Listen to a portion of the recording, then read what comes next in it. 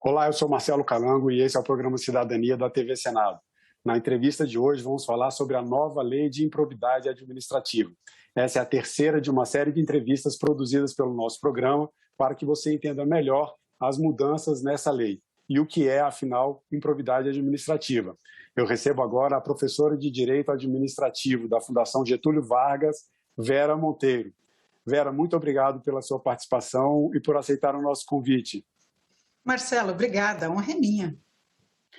Então, vamos começar pelo que mais importa, o conceito de improbidade administrativa. É um conceito amplo, pela lei atual, pela redação atual, que é a Lei 8429 de 1992, eu confesso que eu, que sou leigo no direito, acho que fica muito vago o que é improbidade administrativa.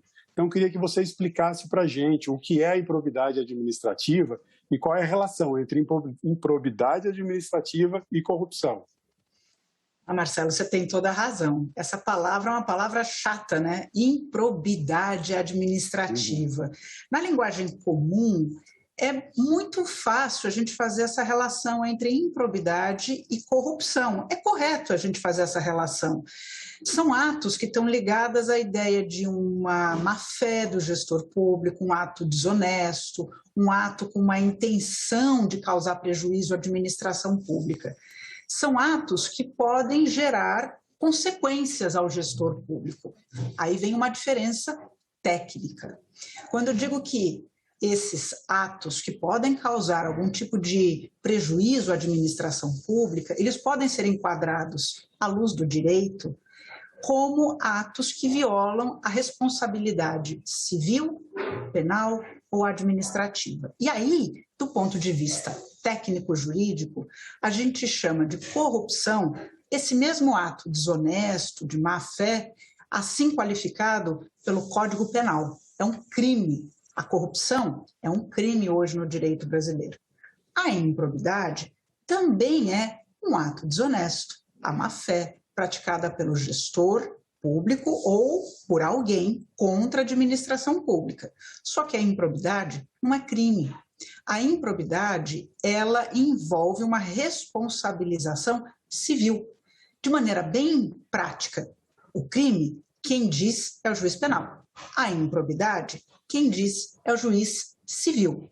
Se a corrupção ela pode gerar uma consequência, que é uma sanção de prisão, a improbidade vai gerar outras consequências, como, por exemplo, a reparação do dano, a aplicação de uma multa, a perda da função pública do gestor público, a possibilidade de não se dar mais nenhum tipo de benefício fiscal àquele que causou o dano à administração pública.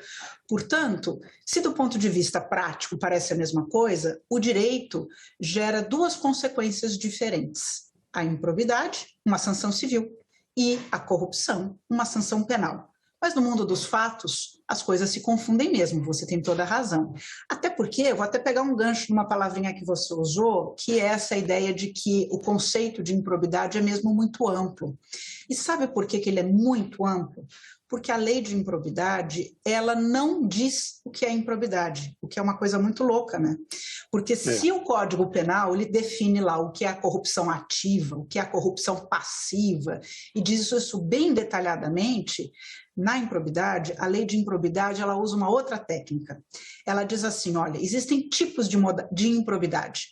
A improbidade por enriquecimento ilícito, então é o sujeito que faz um ato desonesto que causa um dano com má-fé, mas que gera enriquecimento ilícito normalmente já vai ser um tipo de corrupção, né? Aquele que fica meio difícil ser sem querer, vamos dizer assim, ser um erro não intencional, né? Exatamente, porque eu gerei um benefício pecuniário para mim, que causei o dano à administração pública. Então eu tenho o enriquecimento ilícito, é uma dessas modalidades.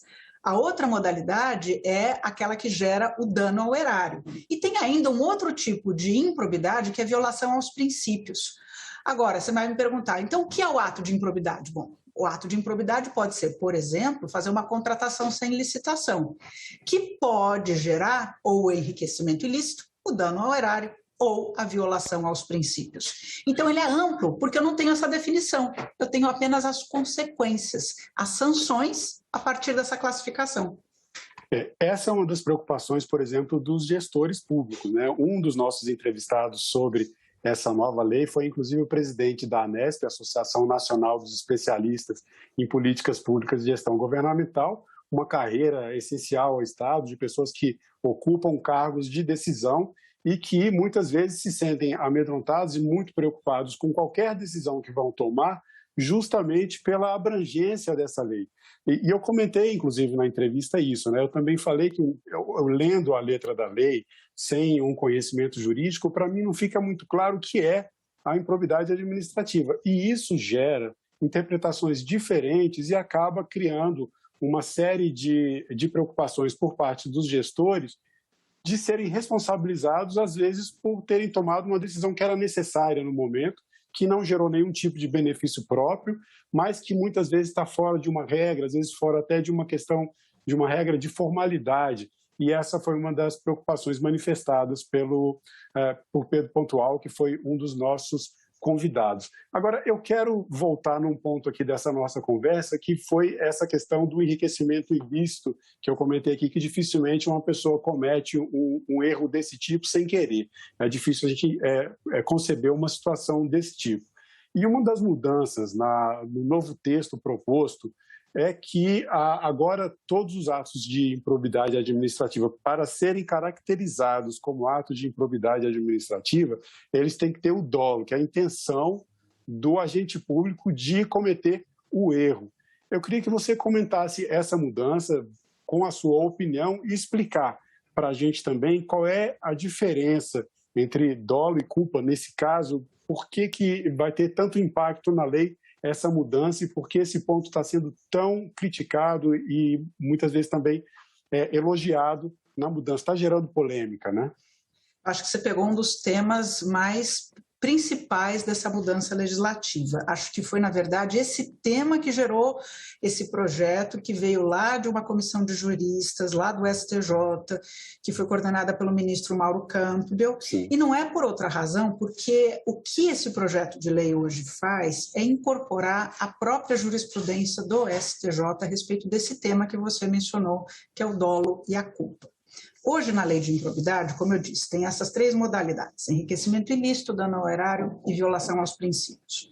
Dependendo da modalidade, a lei diz se precisa de dolo ou não.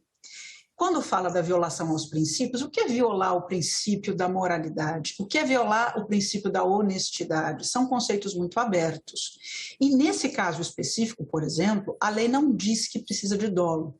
E isso, como disse o Pedro, e eu estou completamente de acordo com o Pedro Pontual, gera uma subjetividade quando o Ministério Público faz as suas acusações de improbidade e uma subjetividade quando o juiz julga essas ações.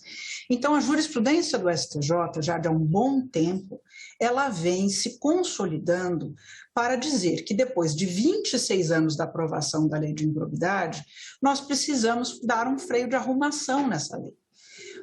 Principalmente pela seguinte característica: ela tem se mostrado incapaz de ser um elemento para o combate à corrupção, porque a maioria dos casos de condenação por improbidade administrativa, isso é curiosíssimo, e esse dado não é meu, é do CNJ, por exemplo.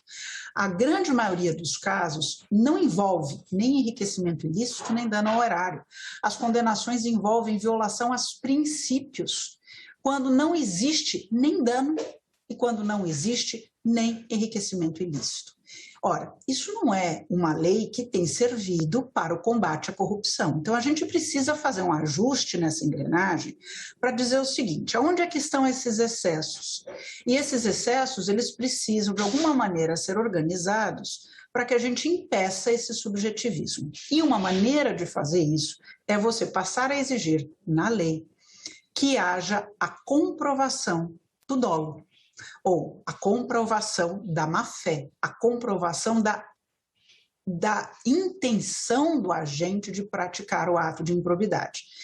Porque, como a gente falou, se a caracterização do ato de improbidade ela tem essa enorme subjetividade, e grande parte dessa discussão decorre exatamente por conta desse artigo 11, que é o tal, que fala da improbidade por violação de princípios, a gente precisa efetivamente colocar a legislação agora no rumo para que ela possa servir para aplicar sanções gravíssimas, porque eu vou lembrar, nós estamos falando aqui de que tipo de sanção?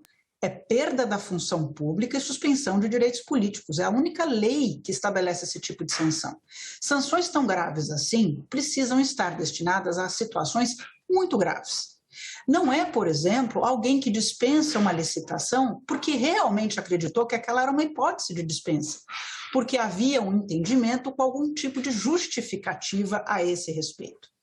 E quero lembrar o seguinte: quando a gente coloca a lei de improbidade, ou essa proposta de alteração da lei, coloca a lei de improbidade para aquelas situações gravíssimas, ou seja, quando há efetivamente dolo, isso não significa que a gente esteja abrindo mão de responsabilização por danos causados pelo gestor público. Existe toda uma outra legislação que regula também o trabalho dos gestores públicos, né? Exatamente. A gente costuma dizer, Marcelo, que a improbidade ela não é uma mera ilegalidade. A improbidade é a ilegalidade qualificada pela má-fé. A ilegalidade ela tem meios de ser extirpada do nosso direito, de responsabilizar aquele que causou a ilegalidade. Agora, a ilegalidade provocada com a má-fé do agente, aí sim nós temos um ato doloso de improbidade. E é para isso que deve servir a lei. Então, esta alteração, ela tem este grande objetivo de fazer este bom ajuste com relação à qualificação do ato de improbidade e evitar que haja esse grande subjetivismo nas interpretações, porque o direito envolve interpretações. Sim, né? Bastante. Eu queria te perguntar uma coisa assim, bem pontual.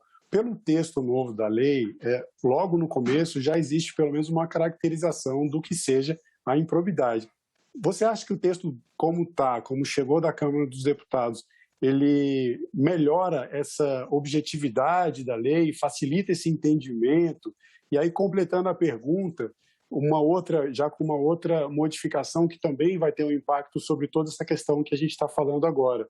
A legitimidade do Ministério Público como órgão exclusivo para propor as investigações por improbidade administrativa. Atualmente, a gente tem várias instâncias, né? Nos ministérios você tem as controladorias internas, você tem a Controladoria Geral da União que controla os ministérios, tem o Tribunal de Contas da União no âmbito do Poder Legislativo e o Ministério Público. Agora, a proposta da lei é que só o Ministério Público pode ingressar com ações de improbidade. Daí são duas perguntas: se essa é uma mudança positiva e se no texto da lei, como chegou da Câmara dos Deputados, torna a improbidade administrativa mais objetiva, mais fácil de ser interpretada, restringindo mais essa quantidade de interpretações diferentes que geram todos esses problemas, como o chamado apagão das canetas. Então, essa mudança, ela diz assim: consideram-se atos de improbidade administrativa as condutas dolosas tipificadas nos artigos 9, 10 e 11, que são essas hipóteses de enriquecimento ilícito, dano ao erário e violação aos princípios. Eu tenho para mim que isso aqui ajuda, e ajuda muito, porque você evita a ausência de uma objetivação naquilo que diz respeito às condutas de improbidade. E lembrando o seguinte: quando a gente pensa em responsabilização pessoal do agente, como eu disse a você, a gente deve excluir a tal da modalidade culposa ou também o tal do dano presumido, que é isso que faz essa nova redação do artigo 1º. Porque muitas vezes o judiciário diz assim: não tenho dolo, mas tem um dolo presumido, eu presumo que eles tinham intenção, mas não tem prova. Então, isso significa dizer que as tais das formalidades, a não observância das simples formalidades legais ou a mera desconformidade ou a ilegalidade não basta. Eu preciso do dolo específico. E aí alguém vai dizer, como muitos órgãos e membros do Ministério Público têm dito, bom, mas isso vai dificultar muito, porque eu vou precisar de prova. É isso mesmo, eu preciso de prova. É exatamente assim. E é isso que se quer com essa alteração.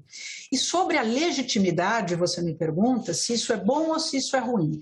Porque, para lembrar, hoje, no sistema da lei de improbidade, quem pode propor a ação é o Ministério Público e também pode propor a ação de improbidade às pessoas jurídicas públicas, né? A União, o Estado, os municípios, por meio das suas procuradorias, elas têm essa competência. A mudança pretende que a legitimidade fique restrita ao Ministério Público.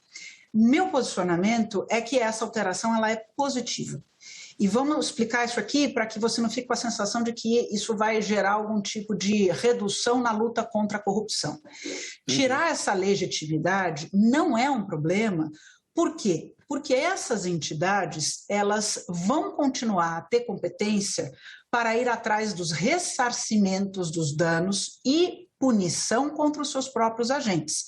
Ou seja, União, Estados e municípios vão continuar a ter o seu poder disciplinar, ou seja, pode punir os seus servidores, pode demitir os seus servidores por desvios e continua a haver o poder, com base na lei de contratações públicas, para impor multas, por exemplo, suspensão de direito de licitar aqueles que fizerem malfeitos e, além disso, o poder da lei anticorrupção, que do ponto de vista da responsabilidade administrativa dá competência para as controladorias e também para a propositura de ações de responsabilidade civil.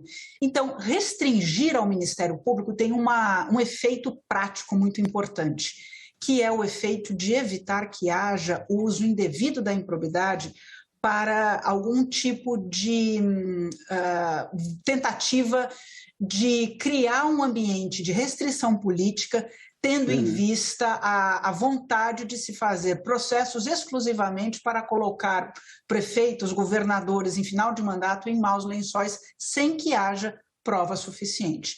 Isso tem sido muito comum. Pelo seguinte, nós temos muitos, mas muitos mesmos municípios no Brasil que não têm procuradorias instauradas, procuradorias formais. E isso gera esse uso político dessas instâncias que acaba criando a possibilidade de um prefeito usar esse instrumento para criar um movimento em época eleitoral e atrair a pecha de ímprobo a alguém que não deveria ter. Um outro ponto da mudança proposta na lei, já que a gente for pegando aqui o gancho também do Ministério Público, que foi alvo dessa pergunta anterior, é a questão dos prazos de prescrição. Isso tem sido muito criticado pelos membros do Ministério Público, que alegam, inclusive usando uma expressão, mais de um membro do Ministério Público já utilizou publicamente, mas, claro, se manifestando de forma pessoal, não em nome da instituição, chamando esse PL de marco da impunidade. Segundo eles, os prazos de prescrição propostos na nova lei são muito curtos para uma investigação, por exemplo, de rastreamento de propina ou de outros tipos de corrupção, que normalmente levariam mais de um ano, às vezes até 5 anos, e pela nova lei isso estaria restrito a 1 ano. Esse prazo novo está curto demais. Nesse caso específico, a gente estaria passando de um extremo ao outro, de uma lei anterior, que tem prazos muito abertos, você nunca sabe, o gestor nunca sabe quando pode ser chamado a responder por um ato qualquer, muitas vezes não doloso, como a gente colocou aqui, e agora ele estaria sendo curto demais, não daria tempo dos órgãos de investigação de cumprirem o seu papel de fiscalizar e auditar. O que você pensa sobre essa parte da mudança proposta no PL 2505? Eu penso que ter um prazo é um instrumento fundamental na própria luta contra a corrupção. A gente precisa ter um prazo, porque se não tivermos um prazo, isso não há um incentivo para que os órgãos de controle ajam. Eles sempre deixam para depois. Então, acho que isso é um instrumento relevante. Eu não sei avaliar se o número de dias que está proposto na lei é bom ou ruim, se deve haver a possibilidade de, eventualmente, esse prazo ser duplicado. Eu acho que essa é uma discussão a ser feita pelo Congresso Nacional. Mas é muito importante que haja um prazo máximo. Isso é uma mudança relevante no projeto de lei. Nós estamos de acordo que talvez o prazo de 180 dias para o inquérito possa ser prorrogado, para evitar esse tipo de risco que você mencionou, isso talvez seja o caso. Mas o importante, de novo, é ter um prazo máximo, uma duração máxima. Isso se chama segurança jurídica e uma adequada atenção para uma rápida reação contra atos de corrupção. Aqueles que defendem a proposta, e mesmo algumas pessoas que criticam pontos da proposta, inclusive membros do Ministério Público, nós já tivemos aqui também no Cidadania falando sobre isso, a presença do procurador Deltan Dallagnol, é que justamente a parte de segurança jurídica. Agora, falando de uma forma mais geral, a gente está caminhando para o final da nossa entrevista, no seu entendimento, a nova lei, a nova proposta por essa nova redação melhora esse ponto que é tão importante, que é a segurança jurídica, para que os gestores possam decidir com mais autonomia e com menos preocupação em relação, muitas vezes, a questões meramente formais? Olha, você está mencionando aqui aquela expressão que você já disse aqui, do tal do apagão das canetas, né? Uhum. Que o meu amigo Chico Gaetani, que foi o presidente da ENAP, ele tem insistido muito nesse ponto, e eu acho que esse ponto é muito grave, e acho que o projeto de lei ajuda sim. Nós estamos aqui falando no gestor público honesto. Nós estamos falando nas consequências que o abuso do uso desse instrumento da lei de improbidade tem gerado, porque ela gera ônus, eu vou dizer aqui, insuportáveis para o gestor público honesto. Ele gera insegurança e sancionamentos indevidos, a ponto de pessoas de bem com o mínimo de juízo não aceitarem cargos públicos e mesmo servidores públicos se protegerem. Quer dizer, eles não tomam decisões difíceis. É o risco do comprometimento do CPF. Então, esse tal apagão das canetas ou a paralisia nas decisões públicas, em razão desse medo, dessa responsabilização sem critério, desmedida no âmbito das instâncias de controle, eu acho que nós podemos melhorar essa situação se a gente tiver uma legislação mais objetiva, que seja mais claro para o gestor público que ele não vai ser alvo de subjetivismos por parte dos órgãos de controle. A insegurança, ela decorre, sobretudo, da falta de parâmetros claros e corretos da lei. Não só, como a gente falou até agora, na caracterização da improbidade, mas também um outro tema que a gente falou pouco, que é a dosimetria das sanções, porque o projeto de lei também agrega nesse aspecto. Ele traz melhores e mais parâmetros para que as características do caso concreto sejam consideradas no momento da decisão e da sentença feita pelo juiz ao final da ação. Vera, a gente agora está chegando bem no finalzinho da nossa entrevista. Eu tenho perguntado para os nossos convidados que vêm aqui participar do Cidadania uma pergunta que fala do nome do nosso programa. E essa pergunta eu deixo para que cada um responda com as suas próprias palavras. Eu queria que você dissesse para a gente, na sua opinião, no seu entendimento, o que é cidadania? Essa pergunta é super legal e eu fiquei pensando sobre ela, eu conheço já o seu programa e eu pensei algo que eu nunca tinha pensado. Parabéns pelo seu programa, viu? A gente reflete bastante, Obrigado. É muito legal. Eu cheguei à conclusão de que cidadania é um conceito dinâmico. Dinâmico no sentido de que ele vai sendo preenchido pelos vários momentos da história, com as ênfases dos momentos históricos que a gente vive. Então, cidadania, em determinado momento, esteve muito ligada à noção de cidadania, ou, vou dizer aqui, de nacionalidade, de cidadania como nacionalidade, cidadania como proteção de direitos, né? Muito ligada à ideia da Carta Universal dos Direitos Humanos do século passado. Hoje, a gente usa muito a ideia de cidadania para ter acesso a serviços públicos de qualidade, saúde, educação, habitação, previdência social. Cidadania como a ideia de liberdade de expressão, de escolha, de votar, de participar da vida pública. Então, o que é cidadania para mim é um conceito que vem aglutinando todas essas ideias, mas é um conceito que a gente só consegue exercer na democracia. Esses vários sentidos só são revelados na democracia. Por isso é que eu sou tão fã do conceito de cidadania.